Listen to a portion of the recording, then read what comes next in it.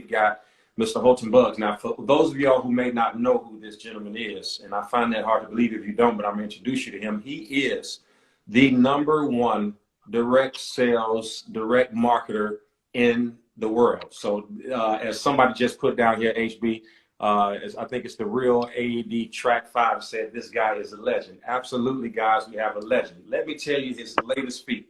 So all of you all have been in an Uber or a Lyft.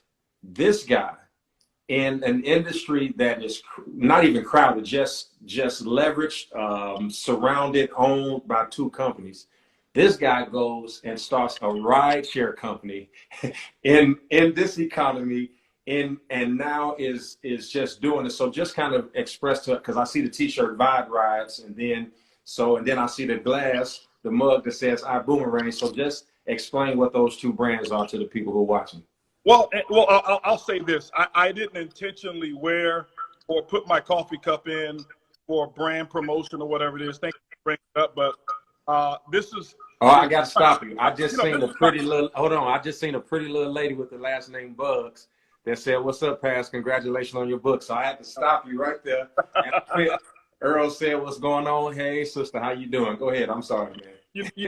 You know, this is my uniform. This is what I wear. You know, I look at all the brands out there and how we have contributed to so many brands but never benefit from them, specifically as a community. And you know, I'm empowering a lot of people with opportunity. I support myself. I'm my #1 supporter. I'm always going to be my #1 supporter and my #1 fan. And there's not a coffee cup around here that doesn't have my company name or a Dallas Cowboy logo. So. Yeah. So everybody, he's a huge Dallas Cowboy fan. I'm gonna leave that right where it is. Go Cowboys, and we gonna keep, because we've had this argument more times than we can count. I wanted to share. I wanted to share this moment with our viewers, and I get a lot of credit. And thank you to all of the people who are watching, and continue to share this with people. Let them know we're on. I get a lot of credit for some of the things I say. I get a lot of credit for some of the things I do. But let me tell you, there is no master without a teacher. And I'm going to tell you guys, when I met Mr. Holton Buggs, I took a risk. At that time, I didn't have a whole lot of money. I moved into a neighborhood that was like at the threshold of what I could afford. Moved into that neighborhood, ladies and gentlemen, not because I liked the house, not because I liked the neighborhood, and I liked the house and I liked the neighborhood. I moved into that neighborhood because Mr. Buggs lived in it, and he told me something a long time ago. He said, if you want what you don't have, you need to get with people who already have it, and you need to live around it, and you need to live in areas where the houses are beautiful and where the cars are amazing, because it feeds the subconscious mind. And I moved in that neighborhood to be the neighbor of the gentleman that you see on this screen. Now, here's the crazy thing. Now, at that time, I'm making a few $100,000, and he's making hundreds of millions of dollars, and I'm in the same neighborhood, not the same house. And I want you to get this. When I moved in the neighborhood, I was a $100,000. He was a multi-millionaire, and his house was the same size as mine. Now, you got to get this. I'm making several $100,000s. He's making several $100 million, and our houses are the same size. And that is when my mind started to change. I was asking him, you know, some of the things, how he thought and what he did, and he began to share with me. So I started all of that to say, I get a lot of credit, but there's no master without a teacher. And at the genesis of everything I know about money, at the genesis of everything I know about business, and at the genesis of everything I know about helping people to acquire and gain wealth and to be intelligent, came from this man on the screen today. So, sir, first of all, before we get into this conversation, thank you for letting me tag along, for every conversation you let me hear, for every room you brought me in, for every country you took me to. I'm forever indebted to you. Oh, you know what, man? Absolutely. No, I want to say, you know, people always tell me thank you. No matter where I go around the world, I'm always having come up, and it's always great. And then some people ask me, how can I thank you? They don't know how to, and they ask. And I can say you are a model of how to say thank you, because a mentor doesn't want to hear thanks, they want to see it. Wow. And the way that you say thank you is to go out and succeed with the information that the teacher has given you. And so if I'm teaching a person something or mentoring someone and they come back and they're the same person 3 years later, they haven't said they haven't exercised thank you at all. And so you've exercised a huge thank you. I talk about your story all the time, and I am grateful for some of the things that I've learned from you. We've been reading, you know, my shift over here, and the things that I read in that book, I'm grateful because like you said, everybody has to have a teacher. And here's what I can tell you. I have learned more from my students and people that I mentor, more than they probably have learned from me. They just don't know it, because you can learn from anyone. So I'm also grateful for you as well, man. So I know that you've helped, oh my God, I can't even count. I know at least 50 people personally that were struggling when they came into your purview and now succeeding on whatever level. And I know, just so that you all know, he doesn't, and we don't count everything in dollars and cents. This is not just about money. I've seen you counseling couples who were struggling. I've seen you, you know, put clothes on people's back. I've personally seen you feed at least 50,000 people. I've seen you do this. I've seen the work. Right now, you and I and a couple other people on the board just gave $300,000 to a group over out of the country, and just had a discussion not too long ago of how we can use resources to help people in the pandemic. And so some of the people on the board were saying, you know, we should help this country and this country. And then Mr. Bugs and his wife came right in and said, you know, all fine and great. But Erlene said, and I think she initiated, and she said, but what about the people right here in Houston? What about the people right here? And so I thought that that was awesome leadership. And, you know, when I started writing this book, it came to mind. And if you remember this, if you will remember this, we were in your California home. Okay. And I was in the room, and there was a box in the closet. And I took the box out of the closet, and on the box, it was the publisher. It was a publisher. It was the #1 publisher. Now, at that time, the manuscript is not written.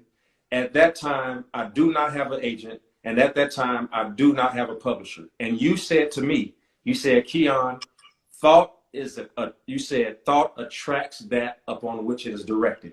That's right. You said to me, you said, you admire Bishop Jakes and you admire Joel Osteen, but I see the same thing in you. And if you desire it, you will get it. Now, this is what, 7, 8 years ago. To this day, here I am talking to you on the phone. I am now published by the publisher that was on that box. And the agent that is the agent for all of those people that I just named is the same agent that I have. And can you just tell people, because it helped to transform my life. And guys, let me tell you something. If you're watching this right now and you're not sharing this with somebody you care about, you're just flat out selfish. Because what's getting ready to happen in the next few moments that's getting ready to come out of the mouth of this genius, I think you will want to find everybody you can and love to get them on here. If you get them on this this IG Live, you probably can get them out of your pocket. But tell them, what is the principle? How were you able to derive that mindset that allows you to so courageously go after everything you want? And what do you do in your mind that creates this reality that you live? Well, you know, I have to start back and give you the foundation of it. You know, I come from a background that we were broke. I was the first person in my family to go to college. Also the first person in my family to drop out of college. So I broke 2 records, and I was the oldest son, oldest grandson, and there was a lot that was expected upon me. My mom had a stroke and an aneurysm when I was in the 11th grade. So here I've got 2 younger brothers in my house in the 11th grade. I'm the oldest, so I was the man of the house even before she had her stroke. And so tremendous pressure was put on me in order to succeed, because I've got my younger brother who was at the time, one who was working, who changed the light for me. He was about 3 years old, and my other brother was about 10 years old. And I'm now making a decision. I'll never forget. Here's what the tough decision I had to make. Two tough decisions. The first decision was, and I'll speed this up. I walked in to my house, and my mom is laying on the floor. My brother was sitting in there all day long. He was 1 year old. And my 10-year-old brother walked to my school to get me because he couldn't get in the house. Immediately, I'll never forget, the doctors come out after we rushed her to the hospital. And here is a guy in 11th grade. I have to make a tough decision. They said, well, listen, your mom has had a stroke and an aneurysm, and we need your consent to operate. I'm like, man, listen, I'm 16 years old. Says, yes, but we need your consent. We need you to sign papers. So I'm like, well, what's the chances of her making it? They said, well, we had 6 other operations today, and all 6 of the people died. Ooh.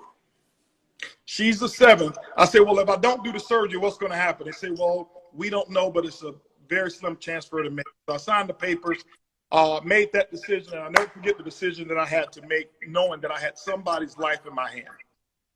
And I'm going to talk about that later on, but I actually had somebody's life in my hand, my mother's life. Second decision, when she got out of the hospital, her left side was completely paralyzed. I had to teach her how to walk all over again. I had to teach her everything. I would sit on the bed next to her, teach her how to put on panties, teach her how to put on a bra, and I would do it first and show her all of this. Why? Because I had to make a decision whether I was going to go to college or not. And everybody's saying, if you go to college, you're going to leave your mom with these 2 young boys. And I'm like, if I don't go to college, I can get her to walk again, but I can't get her to live the way she's supposed to live. So I've got this tough decision, and I made that tough decision to go to college. Best thing I ever did. And so the decision-making process, that's what prepared me for decision-making. And so going after my goals and dreams was one of the things that it didn't come natural to me. I was pushed into having to achieve something. And so everything that I decided I had to do, I developed what was called a definiteness of purpose. Why? Because I had real circumstances that I had to deal with. I don't wish people trauma, or I don't wish people illness or issues like that. It just happened. I believe I was prepared for it. I think God said, hey, listen, you can handle this, so I'm going to put this burden on you. And I did. But what I did is I start understanding the process of decision making, that I make a decision one time, and then I just manage that decision.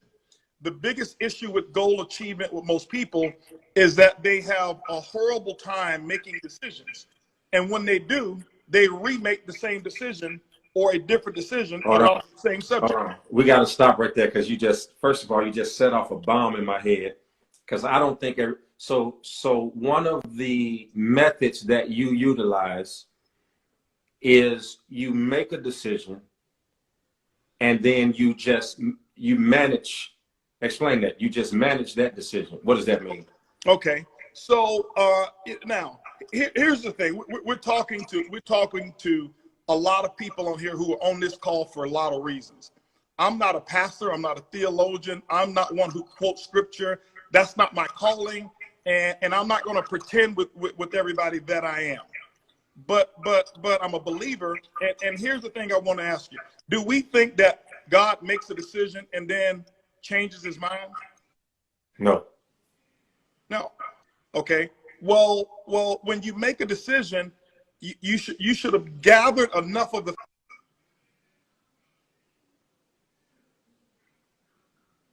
I don't know if it's him or me.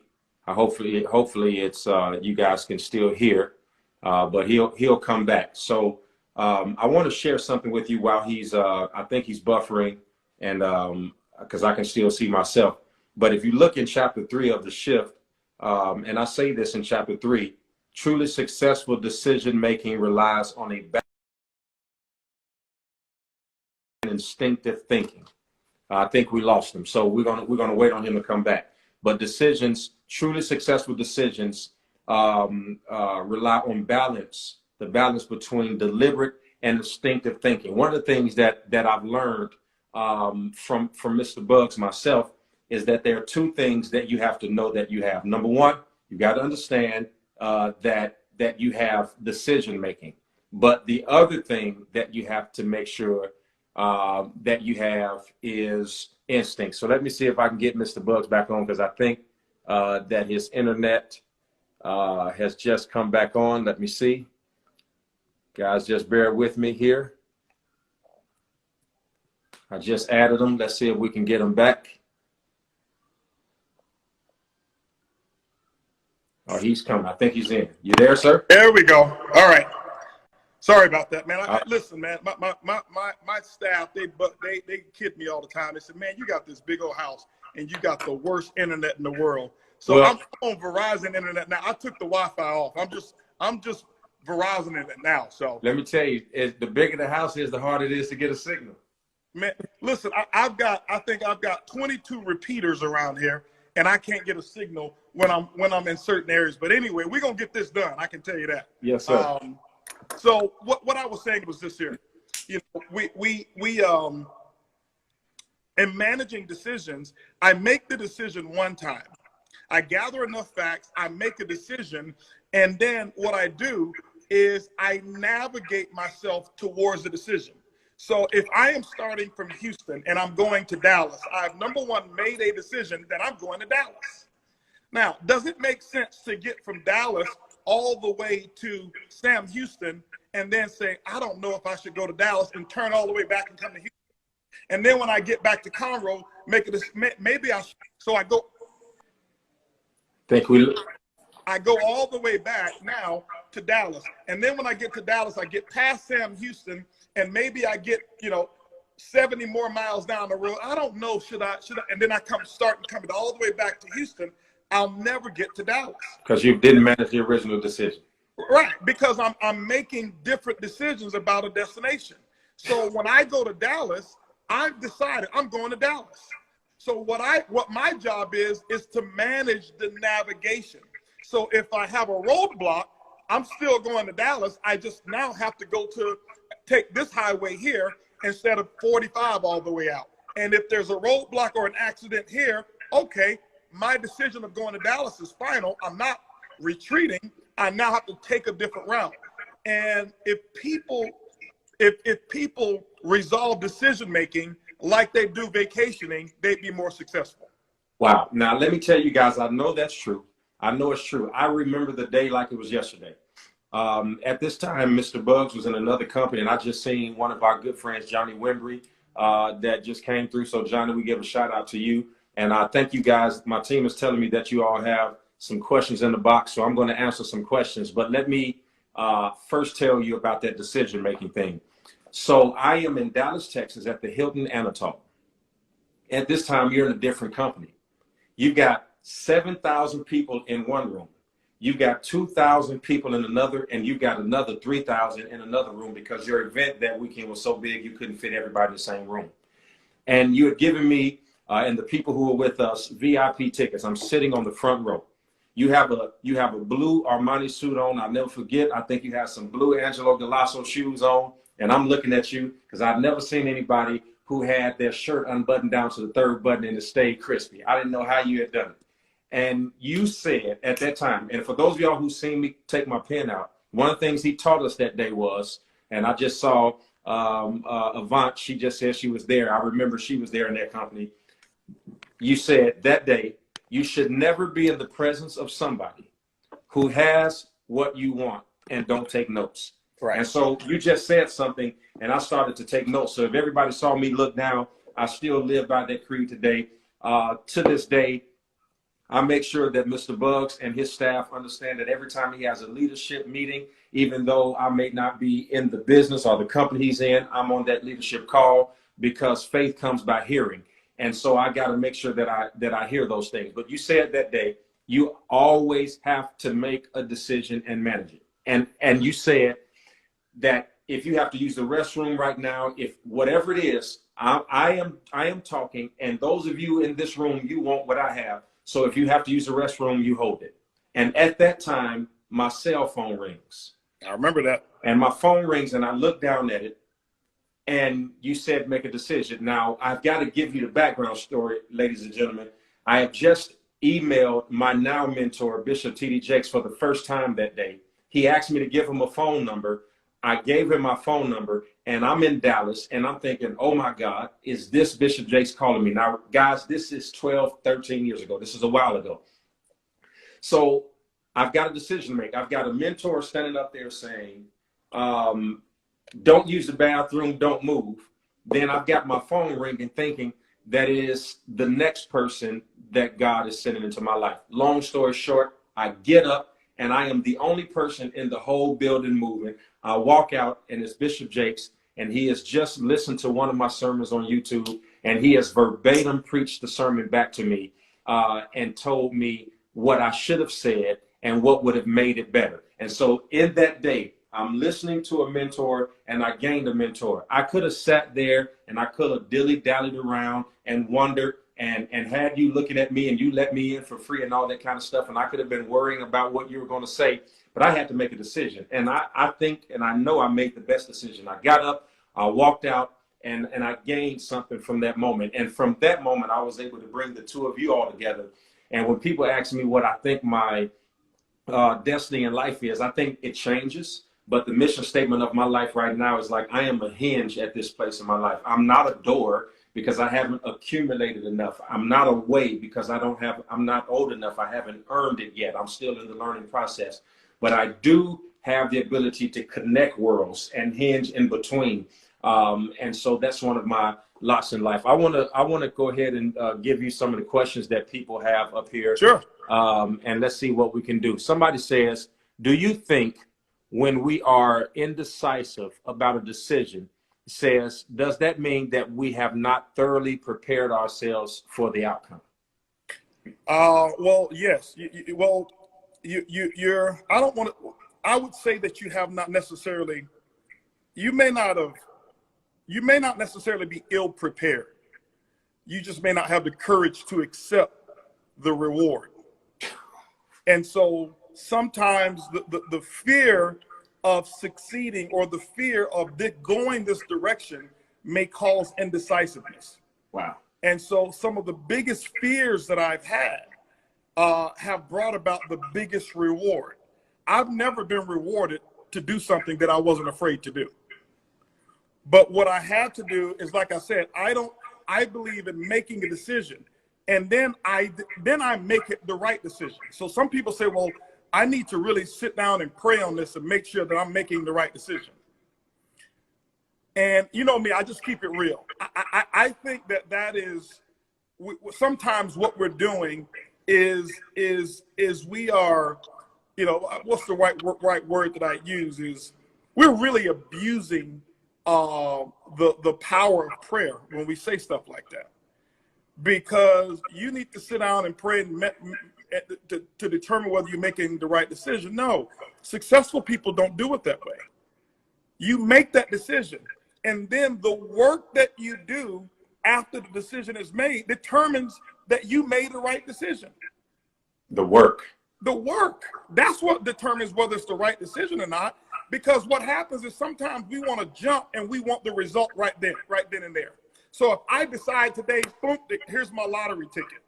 No, I made a decision about a little over a year ago to start my own company.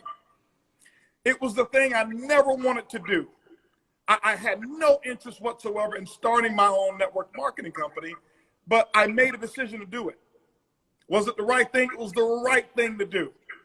It was absolutely the right thing to do. And why? Because of the work that I've done to make sure that that decision was right.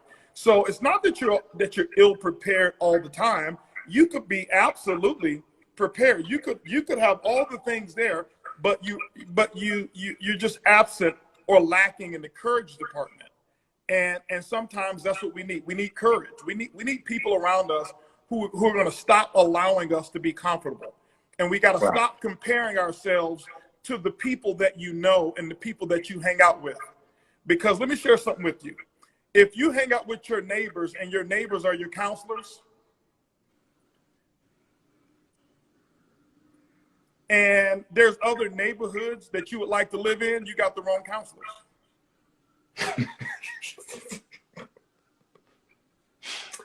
In chapter, I can't even touch that, man. In chapter 7 of the book, I talk about this thing development. And I will say that you have helped to develop a lot of the gifts inside of me. Again, going back to the first day that I met you, I'm living in the neighborhood. I'm looking over because it's a golf course, ladies and gentlemen. I'm looking over the fairway, and I'm looking at this guy who every 60 minutes has a different 20 cars driving up to the house.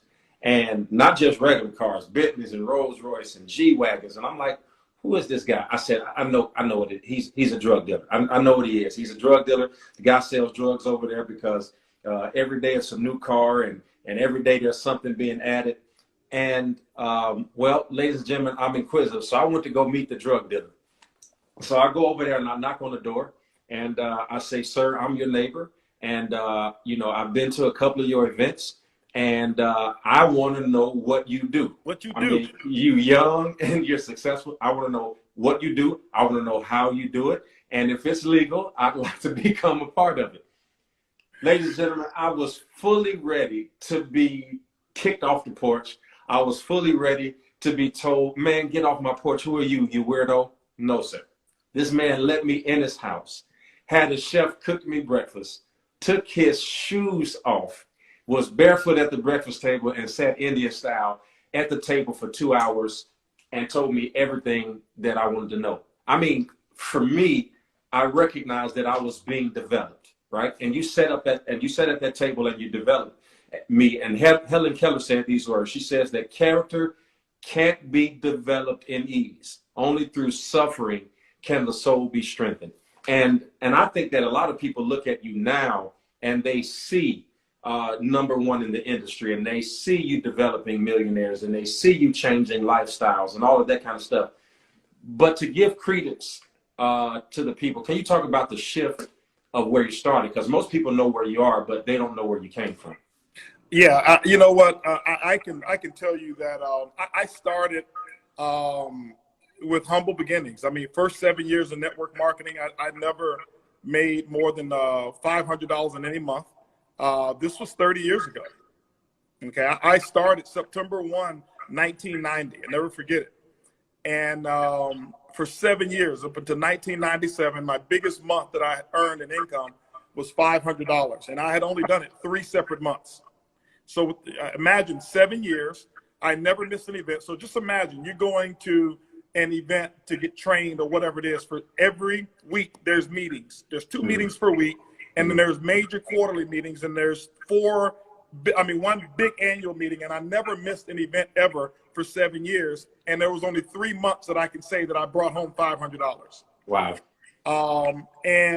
But I was being taught by people that I believe was the best in the world at what they were doing. I was learning and didn't know what I was learning, and how I would apply it to something different later on. And so, and now it was time for me to make another shift. I made a decision that I was going to be successful. Number one, I made a decision that I was going to be a multimillionaire. I made a decision that my mom, that I would make a way for her not to ever have to worry about healthcare or money or whatever again. Okay. Because you talk about it in your book. Every day you're going to wake up. I forgot which chapter. I think it's deciding. Every day you wake up and you have life-altering decisions that you're going to have to make. 3. Yeah, chapter 3. So, and I was faced with that. So now here's what I did. Remember, I made that decision that I'm going off to college, to Houston, Texas. My decision wasn't that I was going to get a college education. My decision was I'm going to college. But there was a purpose behind that, to become more successful. All right. So that was my decision. I've already made a decision. So now I recognize I played college football. That wasn't going to work. So you know what I did, Keion? I made a shift. And I start focusing towards education. I recognized after that wasn't going to work. I'd done internships with with NIPR, National Institute for Petroleum and Energy Research. I did research projects and developed all kinds of systems for them for their facilities when I was just a sophomore in college. And I recognized that I was a sophomore in college out of about 3,000 people, and I had one of the nicest cars there. So I'm like, why would I go and do 30 years? Wow. This is what some people don't understand. I stood in the parking lot looking, and cars are not the measurement stick, but it is. And when you're 18, 19, it is a measurement stick. So I'm looking in the parking lot, and I'm like, hold on for a second. I'm driving just as nice of a car as any of these research scientists, and many of these people have been working here for 20, 30 years. So guess what I did? I made a shift. And I said, okay, I'm going to now get involved in sales. I got involved in sales, start working at Circuit City. So I started working at Circuit City there. I transferred back to Houston, picked up that job. Now I'm working 3 jobs. Wow. At the same time? At the same time, I was working for a copier company because I finished, like I said, I was finished with school when I was done. And so now I picked up this job. I'm working for this, I'm working for a credit card processing company full-time, 9 to 5. At 6 o'clock, I've got to be over off of Gessner at Circuit City, off of 59 and 59 and Fondren, from 6 o'clock to 9 o'clock. 9 o'clock is when the store closes. I was the one that had to, never forget, I had to mop that red floor. 9:45, I'm out. I go home at 9:45. I get home at 10 o'clock. I eat dinner at 10:15. I go to bed at 11 o'clock. 1 o'clock in the morning, I'm waking up because I got to be on Fondren and Braeswood because that's where my paper route, where I had to go pick up the Wall Street Journal, put them in my car, whereas I had no registration, I had no insurance, and my left and right blinker did not work. And I'm throwing Wall Street Journals. People say, well, why did you choose the Wall Street Journal? You know why I chose the Wall Street Journal? Because rich people read it. I didn't want to throw the Houston Times and go through those neighborhoods. This is a true story. So yeah. I knew I was going to throw newspapers, so I threw the Wall Street Journals. Why? Because from 2 o'clock in the morning to 5 o'clock in the morning, I would have my audio tapes in my cassette, and I'm throwing the Wall Street Journal dream building and looking at these beautiful homes because my area was predominantly Bel Air. Wow. And so while I'm struggling, I'm hustling. While I'm struggling, I'm dreaming, and every move was a shift. And so from there, and my network marketing career wasn't kicking off. I started a furniture company. Furniture company was doing well. Next thing you know, guess what happened? Something bad happened for me to shift again. Indonesia was where I was importing my furniture from. They went to war. The value of their currency dropped. Prices went double. My prices were double. And here I'm finding myself $250,000 in debt, 45 days away from foreclosure, and I had just got my car repossessed. So you've got 3 jobs, and let me tell you guys, a shift key. While I was struggling, I was hustling. If you don't get nothing else, please write that down, because the struggle did not stop the hustle. So you're struggling, you're hustling. You got 3 jobs, you're $250,000 in debt, and yet you still believe it. Yeah, because see, I'll give you this right here. And this is not, guys, I just want you to understand my story. I don't come on and give you something that makes you feel good. My hustle is my prayer. That's how I pray. I go to work. I don't sit at home. I'm not sitting at home with my hands folded and then afterwards looking up to see what's going to fall out the sky or what check is going to show up in the mail or what job. No. I'm going to that's how I pray. Let me go out here and do the work. That is my act of prayer. And so that's what I was doing. And so when that didn't work, I'm $250,000 in debt. I never forget, my son is about to be born. I tell Erling, listen, you need to go get government assistance because we don't have the money to pay the hospital bill. And we were on government assistance for 2 weeks because I just needed her to get it so that my son can be born. Why? We have no money. No money at the end of the month. I never forget it. At that time, I was making $6,000 a month. My bills were $6,500 a month. I was $500 short every single month. And when I did that for a year, it adds up and you're way behind. I made a shift. I got involved with another project in network marketing. And guess what I started doing? I started praying again. I went to work. The next thing you know, I'm going from $6,000 per month with my bill $6,500, and 90 days later, I was at $20,000 a week. And I go through this. I buy my car. I said, you know what? I'll never, ever, ever owe anybody for another car. So I bought one cash. The principle that I used that you talked about when you came to my neighborhood, I've got all of this money, but my house was a small one. Same thing. Now I'm making $20,000 a week, $80,000 a month. I didn't go out and buy a brand new Lexus. I went out and paid cash for a Lexus LS 400. $17,000 is what I paid for it. Could have bought whatever I wanted, could have financed whatever I wanted, but I understood I was never going to make that mistake again, because I had already lived with for other people. Right. I had already had all of these nice cars, what I called nice cars at that time for myself, but it was really to impress other people. It was status. Buying things you don't want, that you don't need, that you can't afford, to impress people you don't even like. That was status. And so I bought a $17,000 Lexus, saved all of my money, and I start saving. Made another shift, found another big opportunity. And guess what? Found that another big opportunity, went back to praying. You know what my prayer is? I went to work. And I made another shift from there. And then I started elevating myself. And then I made another mental shift. I went from self-accumulating to self-duplicating. And what I mean by that is I went and start putting my focus on other people who wanted to pray like me. Because if you wanted to pray like me, I can show you what I did.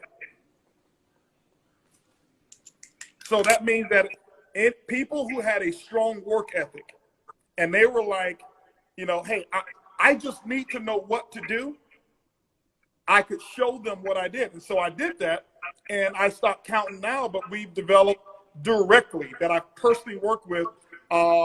As of last year, it was over 45 millionaires, and it's going up from there. So these are just direct, not indirect. But personal. So we got to make sure that everybody writes down something you said, because it's just so much. You're full of so much wisdom, and you say this stuff like it's normal. And I'm reading the comments. Everybody's like, "Wow, Jesus, 100."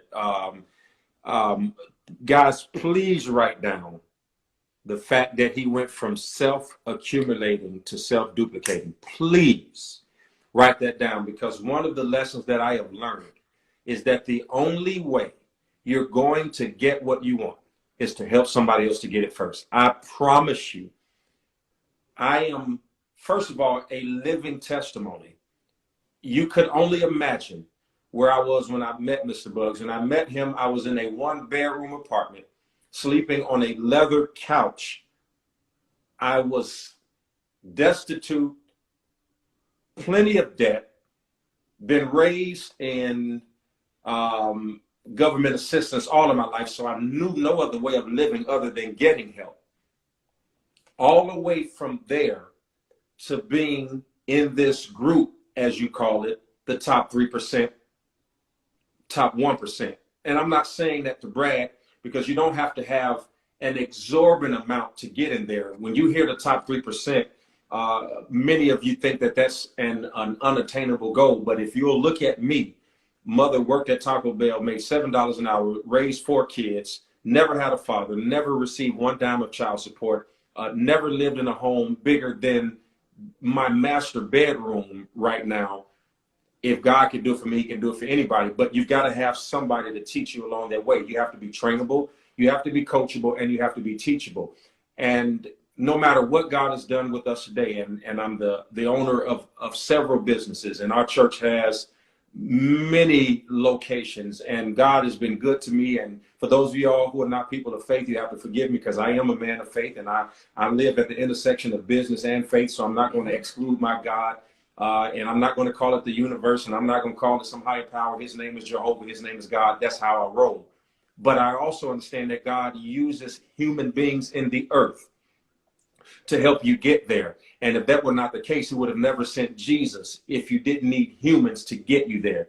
And one of those people that God sent was Mr. Bugs. And what you see me doing now, and I want to share this too, because I feel that in our next 15 minutes, and I'm going to answer some more questions, that there is a virtue. Every once in a while, I feel something coming out of me, and I feel it is called a virtue. And it's when the Holy Spirit tugs on me. And it is because there are many of you on this call right now, and you're watching, but you don't understand the law of honor, and you don't understand the law of reciprocity.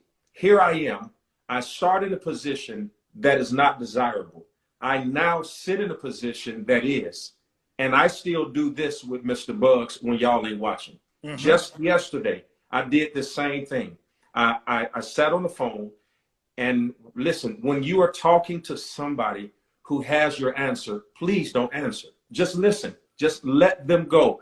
And even if you know what they said, if they repeated themselves, or if you've heard it before, it does nothing more but gets deeper into your subconscious, and that way it begins to live without your activity. I want you to see how this is this is actually my Instagram page. This is actually my book. This is actually, quote unquote, my moment. But I'm not doing the speaking because there's somebody on the line that has everything all of us wants. So make sure that you don't ever get too successful to listen. Don't ever get too successful to be pliable. Don't ever make enough shifts in your life that the people who help you get there. And here's one of the worst things in the world. We become so disloyal that once we get there, we forget about the people who helped us get there, not understanding that being connected to that energy keeps you there. I understand that if I disconnect from the energy, if I disconnect from the source, if I disconnect from my God, then I could get there, but I can't stay there. So you got to stay connected. Let me get you some other questions because people have put them in here.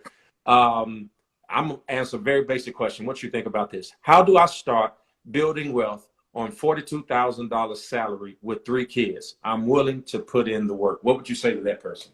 Okay. Here's the thing. I want you to look at 42 right now. Can I just be straight with them?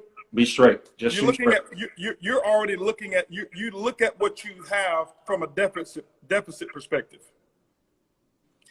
So the viewpoint of $42,000. Hold on, say that again, because I'm telling you, you're so smart. You think it's just regular. He's saying to you, you said 42,000. Now there's somebody else making 15,000 right now. If you gave them 42,000, they would say, "Oh my God, I make 42,000." But that person is looking at it. I only make 42,000. Right, and so you got to change it. You don't build wealth. Let me share something with you. You don't build wealth. You attract it. Okay, because I've never been to the Federal Bureau of Printing and Engraving. I've never made money.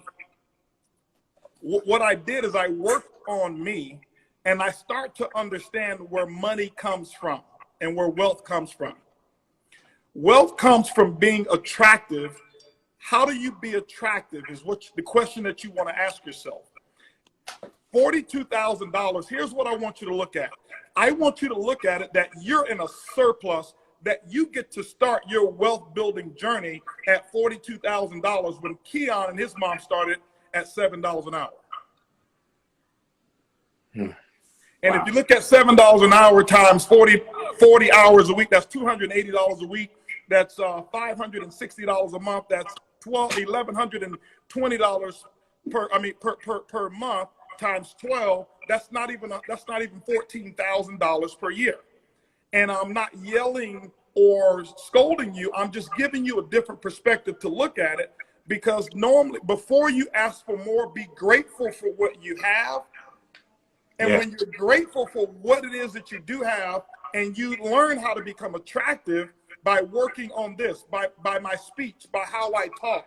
I don't speak in lack. I've never spoken lack. My son's 22 years old. He's never heard me say, "Son, we can't afford." Has there been times in his life living here that I did not have enough money available to do what he wanted? Yes. but I never spoke the words, we cannot afford. So when those words come out of your mouth and the perspective of which you were saying, asking the question, you were planting a seed that I already don't have enough. And if you plant more seeds, if I already don't have enough, then those seeds go out, take root, and it's going to.